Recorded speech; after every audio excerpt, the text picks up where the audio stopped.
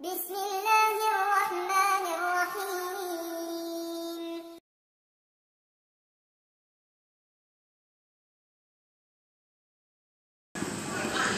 Bismillahirrahmanirrahim. Assalamualaikum warahmatullahi wabarakatuh.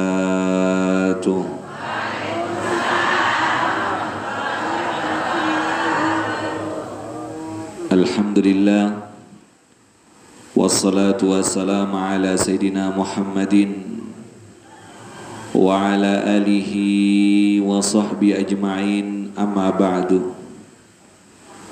Al-mukarramun wal muhtaramun, para tuan guru, para kiai, para sesepuh masyarakat, tokoh agama, sahibul majlis husnul khatimah, Ustadz Muhammad Sani'in, semoga beliau dipanjangkan umur sama Allah subhanahu wa ta'ala dan selalu dalam lindungan Allah subhanahu wa ta'ala. Bapak-bapak, ibu-ibu yang dimuliakan Allah subhanahu wa ta'ala, pertama-tama saya mohon maaf sebesar-besarnya kepada bapak-bapak. Saya membelakangi bapak-bapak di tempat ini, mohon permisi. Yang kedua, ini pertama kalinya saya mengisi di majelis husnul khatimah. Dulu pertama saya jumpa dengan Ustadz Muhammad Sani'in di majelis taklim Nurul Hidayah.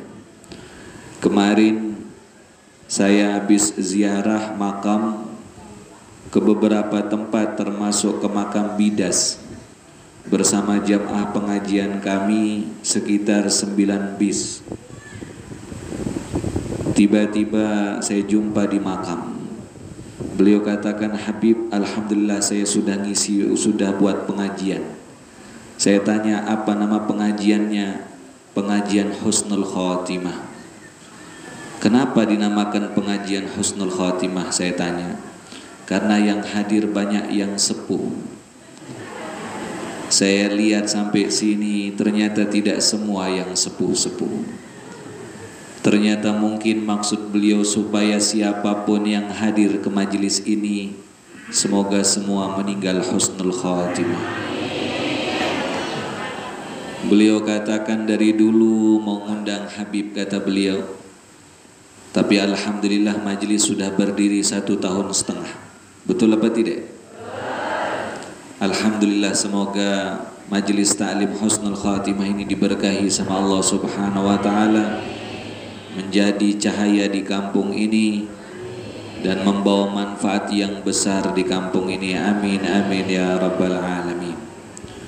Bapak-bapak, ibu-ibu yang dimuliakan Allah subhanahu wa ta'ala, tidak terasa bulan suci Ramadan sudah berada hampir di hadapan kita. Semoga kita berharap kita dipanjangkan umur sama Allah subhanahu wa ta'ala. Tetapi bapak-bapak, ibu-ibu, ada hal yang penting saya harus sampaikan untuk menyambut bulan suci Ramadan.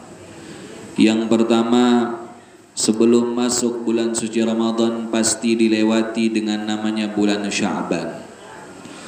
Bulan Sya'ban ini adalah bulan banyak orang melupakannya. Dan bulan Sya'ban diapit oleh 2 bulan mulia, yaitu bulan Rajab dan bulan Ramadan. Sebelumnya bulan Rajab yaitu bulan nomor 2 yang paling mulia, sedangkan bulan Ramadan adalah bulan nomor 1 yang paling mulia. Kalau bulan Rajab di sana ada Isra dan Mi'raj, mengingatkan kita bagaimana betapa besar yaitu kejadian yang begitu besar, sehingga yang tidak pernah naik masjid pun jadi naik masjid dalam acara Isra dan Mi'raj Nabi Muhammad SAW. Mereka tahu dari kalangan anak-anak, bapak-bapak, ibu-ibu, kalau sudah masuk bulan Rajab berarti ada acara yang besar di sana. Apalagi di bulan suci Ramadan, di sana banyak mengingatkan kita tentang bulan suci Ramadan, yaitu salah satu tentang nuzul Quran dan puasa Ramadan. Tetapi di bulan Sya'ban banyak orang lupa dan banyak orang lalai. Siti Aisyah mengatakan tidak pernah Nabi Muhammad SAW berpuasa sebanyak, yaitu berbanyak paling banyaknya Rasulullah SAW puasa paling banyak puasa sunnahnya di bulan Sya'ban, mengalahkan bulan Rajab, mengalahkan bulan Dzulqa'dah, mengalahkan bulan Dzulhijjah, mengalahkan bulan Muharram, mengalahkan bulan-bulan yang lain. Tapi paling banyak puasa Nabi yang paling penuh hanya di Ramadan saja. Tapi kalau puasa sunnahnya Nabi hanya di bulan Sya'ban yang paling banyak, maka kita disunnahkan puasa di bulan Sya'ban ini, ibu-ibu. Kenapa pertanyaannya? Turfa'u fihi al-a'mal. Di bulan Sya'ban tempat buku catatan amal selama setahun diangkat oleh Allah Subhanahu wa taala. Kalau di bulan Rajab, kalau di bulan Syawal, kalau di bulan Dzulqa'dah atau bulan Rabiul Awal dan bulan-bulan lain, hanya kita dicatat amal kita oleh malaikat raqib dan atid. Tapi khusus yaitu di bulan Sya'ban selama setahun dibukukan, lalu diantar ke hadapan Allah menjadi buku selama setahun.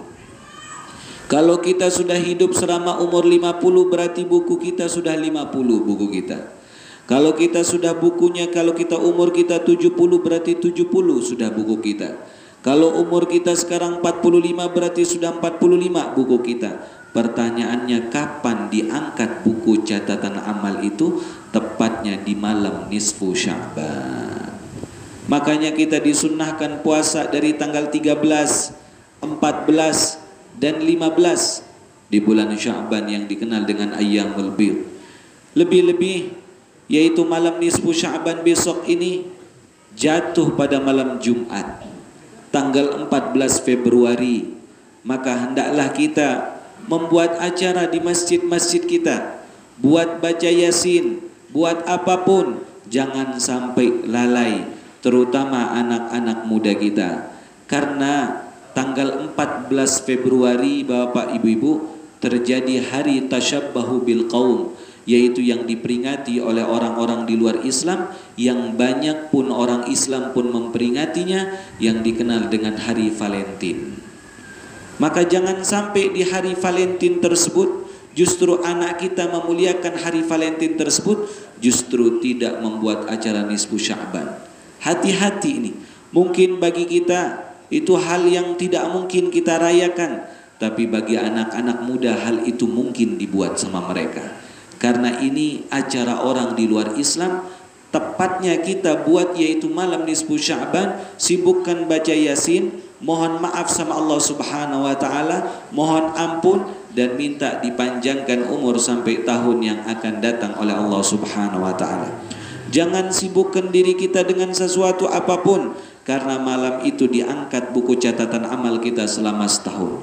Kita berharap buku catatan amal kita kosong dengan amal buruk. Kita minta berharap kepada Allah buku catatan amal kita kosong dengan hal yang lalai. Di sanalah tempat kita banyak-banyak istighfar kepada Allah, banyak-banyak mohon ampun di malam nisfu Sya'ban. Lebih-lebih di malam nisfu Sya'ban, ibu-ibu, bapak-bapak, adalah malam yang mustajab untuk seseorang berdoa kepada Allah. Ada 5 malam apabila seseorang tumpahkan doanya di malam tersebut, tidak mungkin ditolak sama Allah Subhanahu wa taala. Walaupun doanya mustahil, walaupun doanya yaitu doanya kadang-kadang keluar daripada akal seseorang, maka berdoalah di sana. Apa itu dan kapan waktunya? Yang pertama malam Idul Fitri, yang kedua malam Idul Adha, yang ketiga malam 1 Rajab, yang ketiga, yang keempat yaitu malam nisfu Sya'ban, yang kelima malam Jumat.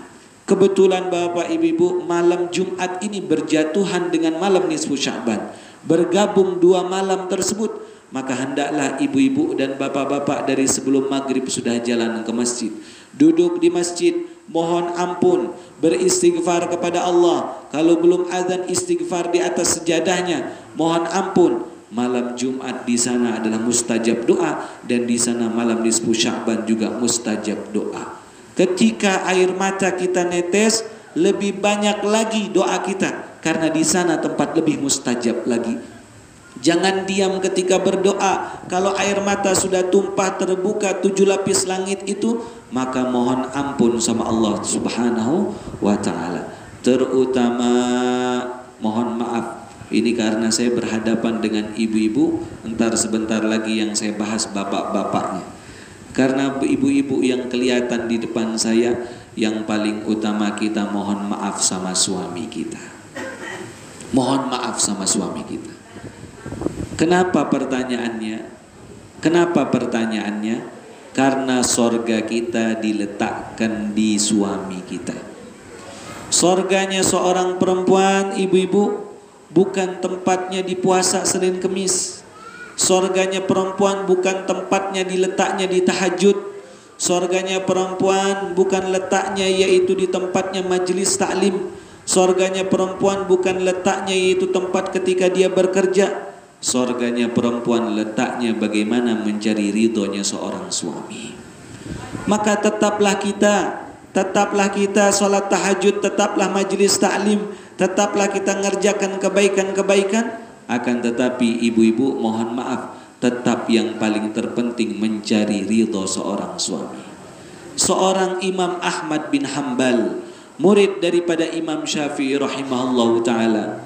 Pada suatu saat Imam Ahmad bin Hanbal, murid daripada Imam Syafi'i, ngisi di majelis-majelis taklim, ngisi di banyak tempat dan sudah menjadi imam mazhab. Tiba-tiba datanglah orang berbisik kepada Imam Ahmad bin Hanbal setelah daripada pengajian, wahai imam, engkau ini punya murid banyak betul ribuan, dimanapun engkau pengajian ribuan orang datang. Tapi sayang demi sayang wahai Imam Ahmad bin Hanbal, engkau kurang cuma satu. Apa itu? Engkau belum menikah.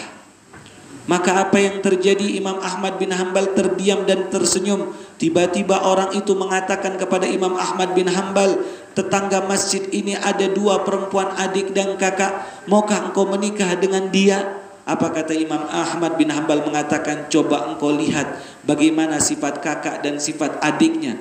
Maka orang itu datang lagi kepada Imam Ahmad bin Hanbal, lalu mengatakan, adiknya panjang rambutnya, kata keluarganya, putih orangnya, tinggi orangnya, dan cantik orangnya. Sedangkan kakaknya orangnya pendek dan hitam, dan orangnya biasa, tidak cantik.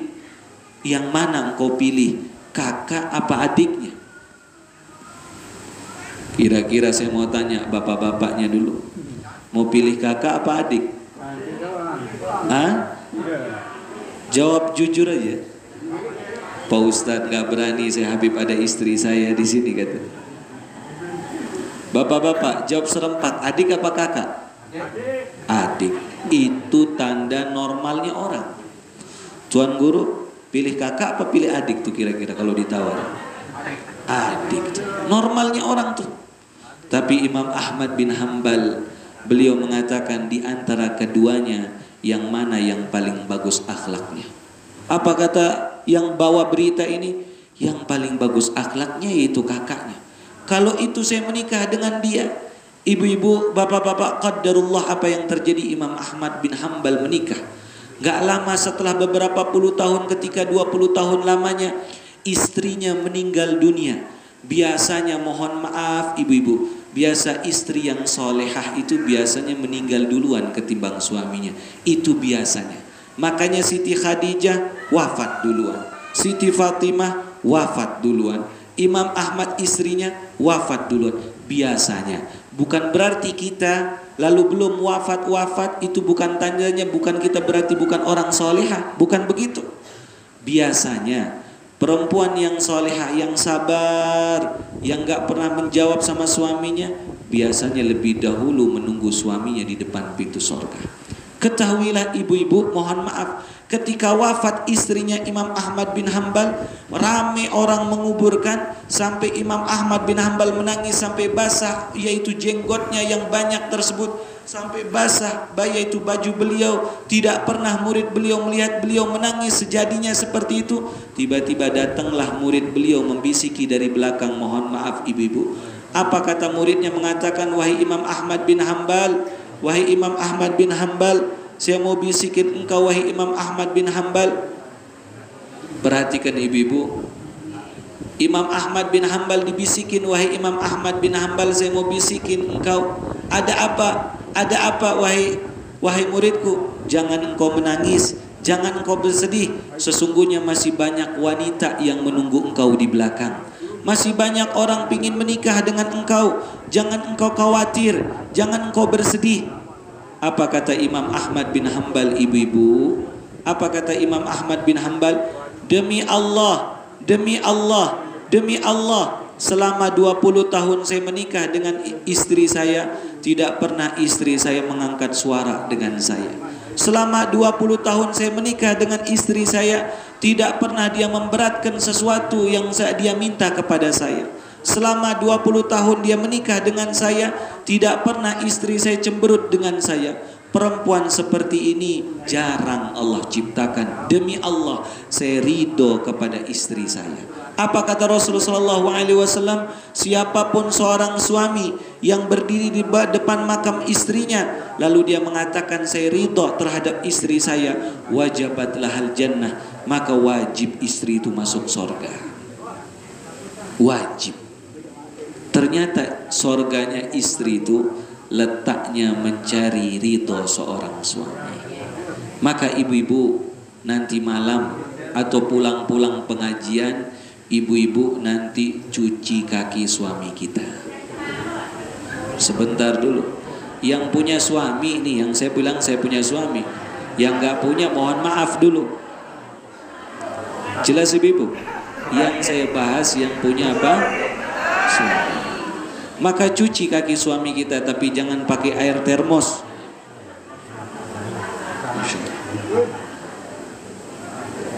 Baik. Sebentar dulu.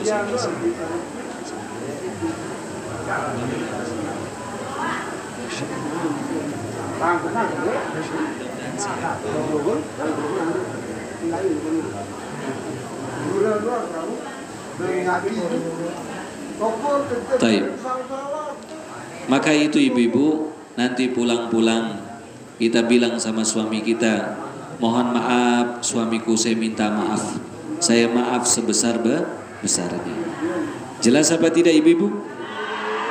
Bagi yang sudah wafat suaminya, ingat-ingat ibu-ibu sering-sering kirim Fatihah buat suaminya. Bagi yang belum punya suami, yang belum pernah punya suami, selalu berdoa kepada Allah Subhanahu wa taala, selalu membaca surah Al-Qasas ayat 24. Surah Al-Qasas ayat 24. Itulah doa Nabi Musa alaihissalam minta jodoh, minta diringankan jodoh beliau, yaitu beliau membaca surah Al-Qasas ayat 24. Yang selanjutnya, bapak-bapak, ibu-ibu yang dimuliakan Allah Subhanahu wa taala, kita menyambut bulan suci Ramadan yaitu dengan gembira, dengan senang. Jangan sampai kita masuk bulan suci Ramadan kita enggak bergembira. Harus kita gembira dengan masuknya bulan suci Ramadan. Siapapun yang gembira, senang hatinya ketika masuk bulan suci Ramadan, maka jasadnya dan dirinya tidak akan tersentuh dari api neraka. Jelas apa tidak Bapak Ibu? Taib. Yang ketiga, menyambut bulan suci Ramadan dengan ilmu. Harus dengan ilmu. Karena Rasul mengatakan, kam min shaimin laisa lahu min siyamihi illal ju' wal atash. Berapa banyak orang puasa, tapi dari puasanya tidak ada keterima, tidak mendapatkan pahala sedikit pun. Illal ju' wal atash, kecuali lapar dan dahaga saja. Seperti buka kacang gak ada kacangnya, buka kacang gak ada kacangnya, buka kacang gak ada kacangnya. Seperti orang kerja selama 1 bulan tidak mendapatkan gaji. Dia adalah puasa Ramadan tapi gak dapat pahala dari puasanya. Yang jadi khawatir kita bapak ibu-ibu, yang dia tidak dapati yaitu pahala rukun Islamnya. Bukan pahala puasa Senin Kemisnya, bukan puasa Ayyamul Bidnya, bukan puasa 6 hari bulan Syawal, tapi dia tidak mendapatkan pahala puasa Ramadannya, pahala wajibnya. Di mana-mana mohon maaf Bapak Ibu, yang wajib itu lebih sedikit daripada yang sunnah. Yang wajib itu lebih sedikit daripada yang sunnah. Saya mau tanya ibu-ibu, lebih banyak salat wajib apa salat sunnah? Loh, lebih banyak salat wajib apa salat sunnah? Salat sunnah. Lebih banyak salat sunnah. Yang kedua pertanyaan saya, lebih banyak salat sunnah lebih banyak yaitu puasa sunnah apa puasa wajib? Puasa sunnah lebih banyak. Yang ketiga, lebih banyak kita berzakat lebih banyak berzakat apa bersedekah? Lebih banyak orang bersedekah ketimbang berzakat. Lebih banyak dia bangun ini, bangun itu, bangun ini, bangun itu, sedekah baju, sedekah ini, lebih banyak keluar uangnya untuk sedekah ketimbang berzakat. Lebih banyak waktu orang haji atau waktu orang umrah? Umrah. Umrah itu setiap saat. Kalau haji ada waktunya mulai bulan Syawal, Dzulqa'dah dan Dzulhijjah. Itu di dalam kitab Risalatul Jamiah dijelaskan. Maka yang sedikit ini menjadi penentu.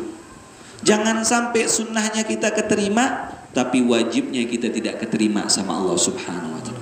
Maka yang perlu kita hati-hati ibu-ibu, bapak-bapak, ngerjakan sesuatu yang wajib. Maka menyambut bulan suci Ramadan ini yang ketiga harus dengan ilmu. Yang pertama ibu-ibu, ilmu sunnahnya dulu. Ketika kita berpuasa Ramadan, ada yang dikenal dengan sahur dan berbuka. Sahur dan berbuka. Dua-dua ini sunnahnya dengan korma. Sebelum nasi, sahur pun dengan korma sebelum nasi. Berbuka pun sunnah dengan korma sebelum dengan nasi. Sunnah dengan korma. Kormanya kita makan ganjil 3, 5, 7, 9, 11 sampai 11. Jangan 1 dus. Karena belum habis Ramadan kadang-kadang udah habis korma. Maka kita dianjurkan makan korma itu ibu-ibu. Begitu makan, keluarkan bijinya pakai begini. Taruh. Ingat sunnahnya mengakhirkan yaitu sunnahnya mengakhirkan sahur. Sunnah mengakhirkan apa? Sahur. Jam 4 itu bagus sahur. Dan dianjurkan berhenti sebelum azan dikumandangkan. Ketika sahabat bertanya kepada sahabat yang lain bagaimana puasanya Rasul, Rasul berhenti sebelum azan seperti kami membaca 50 ayat daripada surah Al-Baqarah. Diperkirakan di dalam kitab Taqriratus Sadidah bahwa rubu'us sa'ah 15 menit sebelum azan dikumandangkan, maka itu yang kita sebut waktu imsak. Jelas apa tidak ini? Yang selanjutnya berbuka puasa. Maka kita sunnah ketika berbuka puasa yang pertama kali yang kita pegang korma, jangan kolak, jangan apapun. Yang kita pegang, ingat bapak-bapak, ibu-ibu, korma. Sambil kita lihat tuh korma, begitu adzan dikumandangkan langsung baca Bismillahirrahmanirrahim, makan. Jelas? Keluarkan bijinya, makan lagi sampai 3, baru minum air minum, baru berdoa Allahumma laka sumtu wa bika amantu wa ala rizkika aftartu birahmatika ya arhamar rahimin zahabal dhama wabtalatul uruq wa thabatal ajru insyaallah ta'ala minal aminin. Allahumma atik raqabana wa riqaba abaina. Habib, saya biasa baca Allah malakusumtu sebelum berbuka, boleh apa tidak? Boleh, tapi lebih bagusnya yaitu bacanya setelah berbuka puasa. Supaya kenapa? Ketika kami dulu sebelum berangkat ke Yaman dulu biasanya baca Allah malakusumtu itu sebelum berbuka. Sebelum berbuka kami bacanya. Begitu kami lihat di kitab, ternyata begitu kami belajar di Yaman, di sana dijelaskan boleh baca sebelum berbuka dan boleh membacanya setelah berbuka. Tapi afdalnya membacanya setelah berbuka. Kenapa pertanyaannya lebih afdal bacanya setelah berbuka? Karena yaitu sesuai dengan maknanya. Allahumma lakasumtu, ya Allah saya sudah puasa. Betul, sudah puasa. Wa bika amantu, ya Allah saya sudah beriman. Betul, tanda orang beriman dia puasa. Wa ala rizkika aftartu, dan saya sudah makan rizki engkau. Jadi kalau kita baca sebelumnya belum kita makan tuh. Jadi tidak salah bacanya sebelum, tidak salah bacanya setelah, tapi lebih bagus bacanya setelah. Jelas Bapak Ibu? Lalu kita berdoa di sana, di sinilah doa mustajab sebagaimana sepertiga malam diberikan waktu selama 30 hari atau 29 hari kita diberikan jatah. Yaitu cuma banyak orang lalai di doa mustajab ini. Kalau orang bangun malam sepertiga malam harus bangun dulu, harus uduk dulu, harus sholat dulu baru berdoa. Ketahuilah ketika berbuka puasa tidak perlu kita bangun, tapi justru kita berdoa di sini minimal kita doanya, Allahumma a'tiq raqabana wa riqaba abaina. Ya Allah, bebaskan nama saya dan nama kedua orang tua saya dari api neraka. Minimal doa kita. Ketika azan dikumandangkan, itulah doa kita sambil azan dikumandangkan doa. Setelah kita doa, baru kita jawab azan. Dan ingat bapak-bapak, ibu-ibu, jangan pernah berbuka kecuali kita sudah wudu. Banyak orang berbuka, bahkan di masjid makan berbuka, baru dia wudu, baru dia sholat. Jangan pernah berbuka kecuali kita sudah dalam kondisi suci. Bagian daripada memancing rizki yang datang, rizki itu datang kembali lagi, yaitu yang pertama, menghadap rizki itu menutup aurat. Jangan pernah makan buka baju. Kita menghadap rizki itu pakai jilbab. Bagi perempuan, jangan laki-laki pakai jilbab. Maka menutup aurat. Yang kedua, untuk memancing rizki itu datang lagi, yaitu dengan dalam kondisi sudah wudu. Begitu bapak-bapak sudah wudu, baru makan berbuka, baru berdoa, baru yaitu ibu-ibu dan bapak-bapak, khusus bapak-bapaknya jalan ke masjid, ibu-ibu langsung sholat maghrib. Nanti setelah itu makan nasi. Jelas apa tidak? Saya mau tanya bapak-bapak, ibu-ibu, jawab jujur. Jawab apa? Jujur. Saya mau tanya, dari sekian banyak sholat 5 waktu di masjid kita, sholat yang paling ramai itu sholat apa? Bukan, sholat 5 waktu yang paling ramai itu sholat apa?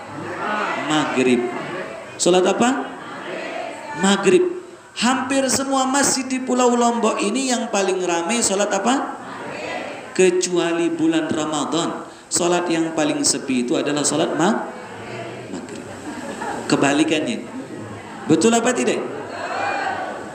Banyak orang, mohon maaf, sholat maghribnya hampir azan isya. Begitu sudah mau dekat sholawatan, udah mau terahim, baru dia sholat maghrib. Gara-gara yaitu memancing masukkan makanan-makanan sehingga dia meninggalkan sesuatu yang wajib. Padahal di bulan suci Ramadan, tempat kita mencari anugerah, jangan gara-gara makanan tersebut justru kita terganggu. Pak Ustadz, saya lapar. Justru korma itu menunda kita lapar. Insya Allah bapak-bapak, ibu-ibu, kalau sudah kita makan korma, nggak kenyang 3, 5, nggak kenyang lagi 7, nggak kenyang lagi 9. Insya Allah kalau kita pergi sholat nggak akan mati. Kalaupun mati, kita matinya husnul khotimah. Daripada kita makan begini tahu-tahu mati di depan apa? Nasi kita. Sedangkan kita belum sholat maghrib. Bahkan ada di suatu masjid, mohon maaf, begitu sholat maghrib salam-salam, nggak baca tasbih, nggak baca tahmid, nggak baca takbir, langsung doa. Begitu ditanya, Pak, kenapa Bapak langsung doa? Pak Ustadz, Habib, saya takut pelecing saya kembah, kata dia. Ya Allah, ini gara-gara makanan banyak orang ketipu nih. Gara-gara apa? Makanan. Jangan sampai seperti itu, ibu. Ibu-ibu habis sholat maghrib baru duduk di tempat makanannya, makan sesuka kita. Dan yang kedua yaitu sunnahnya, bukan hanya sahur, bukan hanya berbuka, tapi sunnahnya mandi ba'da salatul maghrib. Sunnah mandi sebelum jalan tarawih dan setelah salat maghrib. Jangan mandi habis asar. Kita kebanyakan mandinya apa? Habis asar. Perhatikan bapak ibu-ibu, kalau kita sudah wudu, ada basah muka kita, itu nama asar ibadah, bekas ibadah. Kalau kita lap bekas wudu kita, hukumnya makruh. Makruh mengelap bekas air apa? Wudu. Yang kedua saya contohkan, bekas kita puasa, mulut kita bau, kita gosok gigi menghilangkan supaya jadi harum. Bau yang gak enak itu lebih disukai sama Allah daripada bau kasturi, bau misik. Cuma jangan kita tiup-tiup orang. Jelas apa tidak? Jangan dihilangkan dengan gosok gigi. Itu makruh. Jelas apa tidak? Makanya siwak setelah zawal siwak itu nggak ada rasanya. Itu pun setelah zawal, setelah zuhur makruh dipakai. Apalagi yang ada pasta giginya, yang ada rasanya. Hukumnya dzauqut ta'am, seperti mencicipi makanan. Hukumnya di dalam fikih seperti itu. Maka kita masukkan hal itu jadi makruh. Sedangkan ada pekerja, kita lihat pekerja bangunan, dia membangun masjid, dia membangun pondok pesantren, sampai jam 5:30 dekat maghrib dia capek, keringetan. Habis itu dia pulang mandi, segar dia lagi. Betul apa tidak itu? Ketahuilah Bapak Ibu, segarnya itu segar. Kalau orang kerja bangunan hilang rasa capeknya, sedangkan kita dalam kondisi ibadah, asarnya itu masih, bekasnya itu masih. Begitu kita mandi, hilang bekasnya itu. Seharusnya kita bawa sampai berbuka puasa bekas itu. Nanti mandinya sunnahnya ba'da salatul maghrib, setelah salat maghrib. Bekasnya itu jangan dihilangkan, kita bawa dekat maghrib. Tanggung mandinya habis asar 2 jam lagi mau azan maghrib. Makanya kita dianjurkan mandinya setelah sebelum jalan tarawih. Jelas apa tidak ini? Sampai selesai bulan suci Ramadan. Yang ketiga yaitu sunnahnya di bulan suci Ramadan, yaitu taftirus shaimin, memberikan makan bagi orang puasa. Kalau ada di pondok pesantren, ada di tempat masjid, tanya berapa dus makannya 1 bulan, berapa habis. Oh 2 dus, 3 dus. Kita antar minimal 1 dus, jangan 1 mika. Antar ke masjid, antar ke masjid. Di mana ada orang berbuka puasa, antar untuk orang berbuka puasa. Kalau orang berbuka puasa sebab korma kita, maka kita dapat yaitu pahalanya tersebut. Saya mau tanya Bapak Ibu, kalau kita wudu, basuhan pertama, basuhan kedua, basuhan ketiga, itu hukumnya wajib apa sunnah? Apa?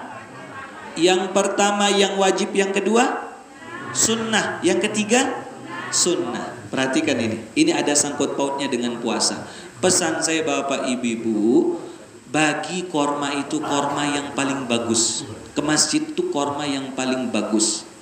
Karena kenapa? Semua manusia kalau melihat korma yang bagus, mereka akan batalkan korma mereka, batalkan puasa mereka. Mereka yang pertama ambil yaitu korma yang paling bagus.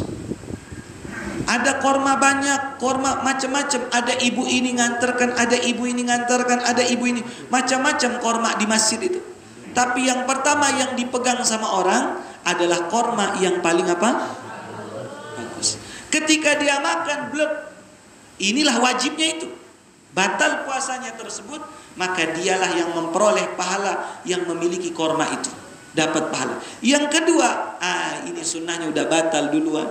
Makan ketiga, makan keempat, makan kelima. Maka pesan saya Bapak Ibu, antar korma yang paling bagus. Siapapun orang yang berhasil membatalkan puasa seseorang ketika maghrib sebab kormanya, dia akan dapat pahala puasa orang tersebut. Jelas apa tidak? Jadi yang kita antarkan jangan dulu makanan, korma yang kita antarkan. Karena korma itu karena makanan itu nomor 2. Banyak orang antar kolak, bagus ngantar kolak. Ada ngantar pisang goreng, gorengan bagus. Tapi hampir kebanyakan orang berbuka pertama kali sunnahnya dengan apa? Nah yang diminta itu pas masuknya membatalkannya itu. Yang keempat Bapak Ibu, tarkul lagwu wal musyatamah. Sunnahnya meninggalkan debat kalau bulan puasa. Meninggalkan hal yang lalai.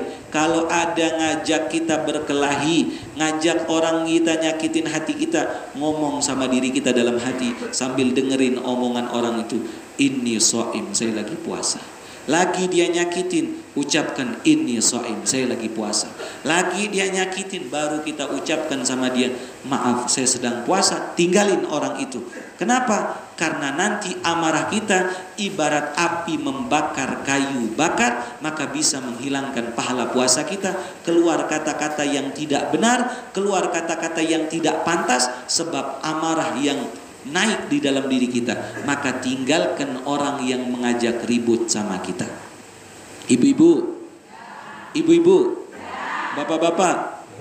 bapak-bapak, siapa yang mau hidupnya bahagia, senang, jangan sering marah.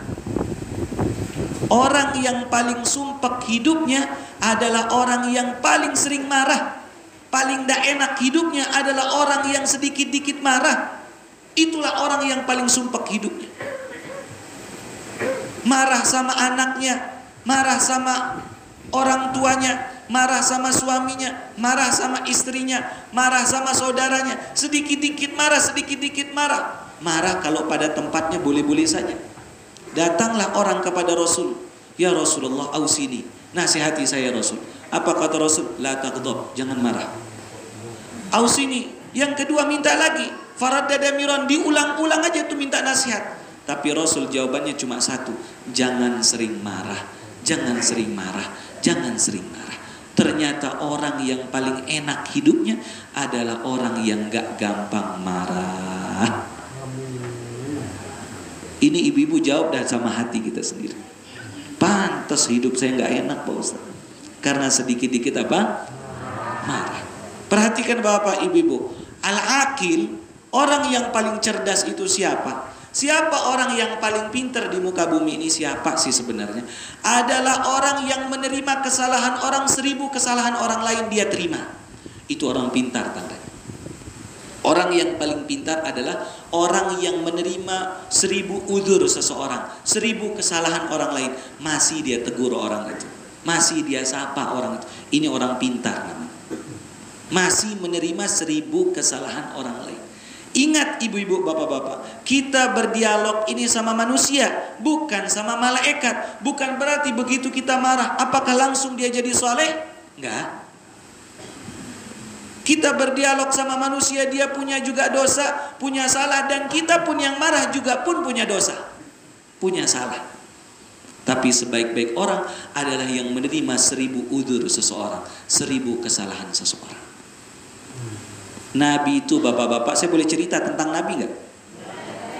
Nabi itu punya ada orang yang dibawa ke rumah beliau namanya Anas bin Malik namanya.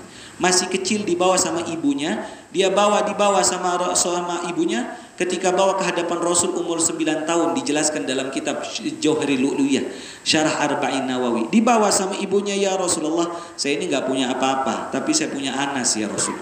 Tolong biarkan Anas khidmat sama engkau, duduk sama engkau, apa keperluan engkau biarkan dia. Biar dia engkau suruh. Berapa tahun dia khidmat kerja di rumah Rasul sampai wafat Rasul. Ada yang mengatakan sampai umurnya 10 tahun dia diam di rumahnya Rasul. Ada yang mengatakan sampai umurnya 19, ada yang mengatakan sampai umurnya 20 tahun. Yaitu 10 tahun dia berkhidmat sama Nabi. Ketahuilah Anas ini bercerita. Apa kata Anas bin Malik? Mengatakan Nabi Muhammad tuh jadi majikan saya, enggak pernah memarahi saya sedikit pun, dan enggak pernah nanya sama saya kenapa engkau perbuat ini. Pernah suatu ketika, kata Anas bin Malik, saya dipanggil sama Rasul, saya dipanggil sama Nabi, dipanggil suruh belikan sesuatu ke pasar. Dekat habis asar ini, suruh beli ke pasar, dibelikan sesuatu. Tiba-tiba bapak ibu, Anas bin Malik ini enggak balik-balik, hampir mau terbenam matahari. Padahal pasar itu dekat dari rumah Nabi.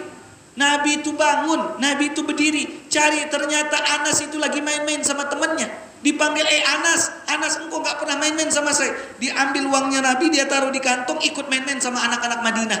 Nabi ngelihat ternyata mau deket maghrib, oh lagi main-main ini. Jelas gak jadi dia belanja, gak jadi belanja. Nabi pada saat tersebut diam-diam dari belakang tutup matanya. Begitu tutup matanya, semua teman-temannya tahu itu Nabi. Dan Anas bin Malik tahu ini di belakangnya Nabi, karena tangannya Nabi ini lebih lembut daripada kapas. Lembut tangannya Nabi, ditutup matanya. Apa kata Anas bin Malik? Man, siapa. Sengaja dia pura-pura tempelkan pundaknya di dadanya Rasul supaya berbekas. Dia ginikan, man, kata dia, siapa ini, siapa.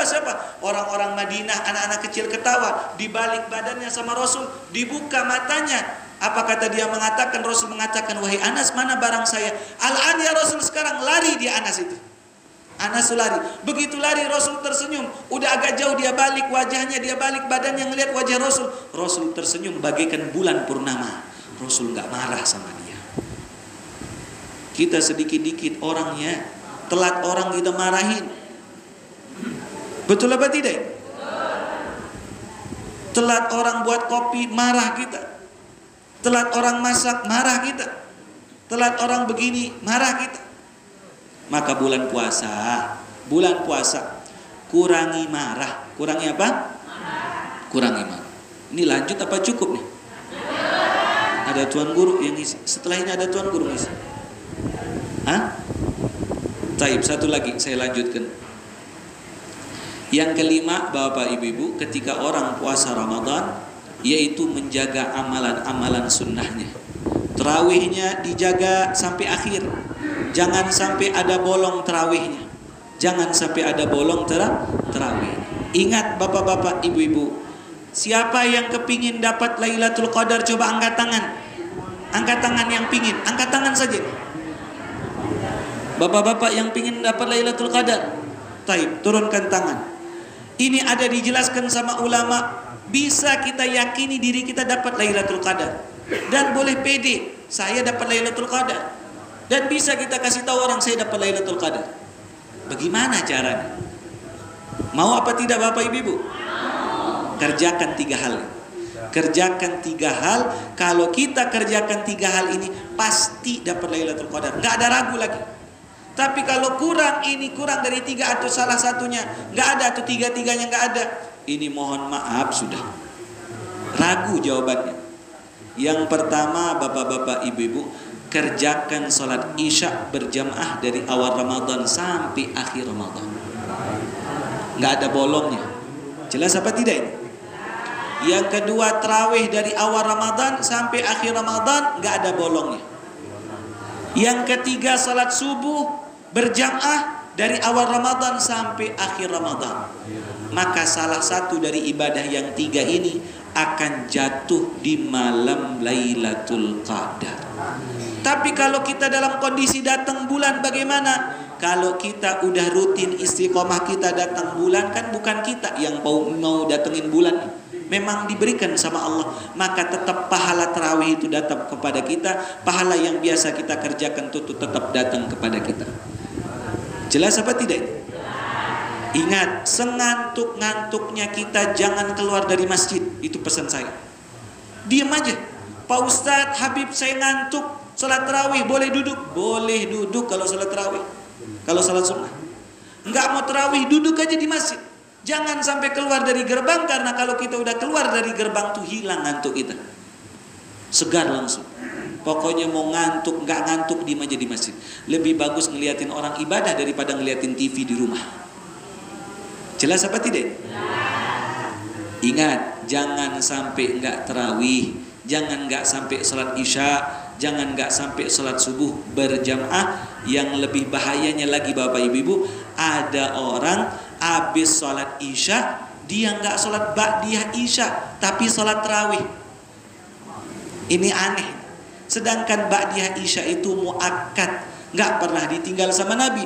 2 rakaat yaitu ba'diyah isya itu lebih afdal daripada 10 kali salam tarawih, lebih afdal daripada 20 rakaat tarawih. Karena 2 rakaat ba'diyah isya itu yaitu muakkad, sholat sunnah rawatib yang gak pernah ditinggal sama Nabi.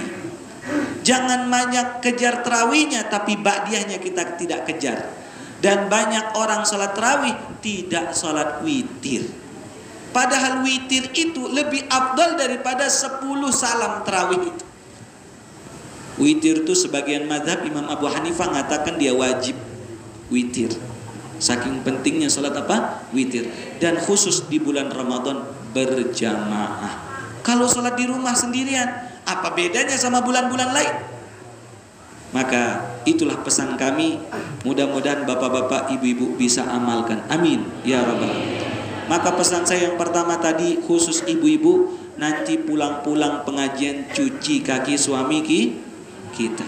Ingat, tapi jangan pakai air termos. Minta maaf sama suaminya.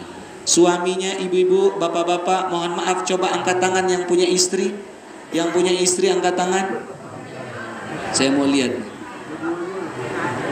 Taib, turunkan. Ini saya sudah sampaikan di Mataram, di Lombok Tengah sampai Lombok Timur, bahkan di Jakarta saya sampaikan, bahkan sampai Johor. Saya sampaikan ini di mana-mana. Kalau pengajian saya pertama saya kasih ini. Kalau bapak-bapaknya mohon maaf bapak, nanti pulang-pulang pengajian bapak-bapak beli bunga. Habis itu kasih istrinya, jangan sama potnya. Jelas? Bilang sama istri kita, mohon maaf istriku, terima kasih engkau telah yaitu mau menjalani hidup bersama saya sampai 4 kita punya anak, 5 kita punya anak. Bapak-bapak, bunga itu murah, tapi subhanallah efeknya besar bagi seorang perempuan. Coba diamalkan, satu saja bunga kita kasih ke istri kita, bagi kita apa sih Habib ini? Coba praktekkan. Saya sering kali bilang sama saya punya murid itu, beli es krim, bawakan istri kita, bawa istri. Bagi kita murah itu es krim, tapi kalau istri kita bawakan itu berasa di hatinya. Dia pasti akan simpan tuh sesuatu, maka dia akan berkesan. Jelas apa tidak ini? Taib. Bagi orang yang gak punya istri, gak punya suami, yang masih punya orang tua, minta ridho sama orang tua. Dan kita niatkan pahala majelis taklim kita pada pagi hari ini, niatkan pasang buat kedua orang tua kita. Setiap kita majelis taklim, bapak-bapak, ibu-ibu, ingat pesan saya, selalu niatkan buat kedua orang tua kita. Selalu. Bukan majelis ini saja, di mana-mana bapak-bapak, ibu-ibu pergi selalu pasang niat buat kedua orang tua. Jelas apa tidak ini? Yang keempat pesan saya, tolong pegang tangan teman di sampingnya dulu. Tolong pegang, kita ngamalkan satu hadis dulu. Yang laki pegang laki, yang perempuan pegang perempuan. Pegang dulu tangan teman di sampingnya. Tolong pegang. Yang laki pegang tangan laki. Bapak-bapak tolong pegang tangan. Pegang dulu, pegang. Mohon maaf. Sudah pegang, jangan sampai nggak dipegang. Ingat, stop dulu bapak-bapak. Pegang dulu tangan, pegang tangan teman di sampingnya. Jangan tidak pegang. Ingat, pegang tangan saja, cincin jangan hilang. Pegang tangan sudah, kita ngamalkan satu hadis bapak ibu. Taib. Karena nanti di akhirat ada orang duduk di atas mimbar yang terbuat dari cahaya. Ini namanya haditsul yad, yang dia duduk di atas mimbar terbuat dari cahaya. Ketika para nabi bertanya siapa mereka, jarak mereka cuma 1 jengkal dengan para nabi. Mereka yang selalu mencintai karena Allah dan membenci karena Allah, yang bersahabat karena Allah. Maka pegang tangan teman kita, ikuti apa yang saya ucapkan ini. Jelas? Tatap wajah teman kita, jangan dilepas bapak, karena hadisnya memegang tangan. Bapak-bapak pegang tangannya, mohon maaf, pegang tangan. Sudah? Ucapkan apa yang saya ucapkan. Ana uhibbuka. Kalau yang perempuan uhibbuki ya. Ana uhibbuka lillah. Ana uhibbuka lillah.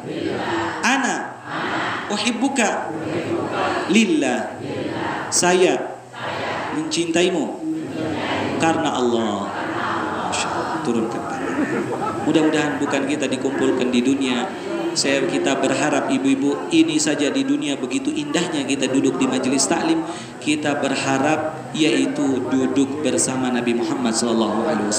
Sekarang kita duduk sama tuan guru kita begitu enaknya bersama orang alim, menatap wajahnya saja sudah senang. Tapi bagaimana menatap wajah Nabi Muhammad SAW? Semoga kita dikumpulkan bersama Nabi Muhammad SAW. Amin ya rabbal alamin. Mohon maaf bapak ibu, semua duduk, masih ada tuan guru. Saya mohon mau ke Lombok Timur sekarang, mau kemana Pak Edi namanya? Mas Bagi.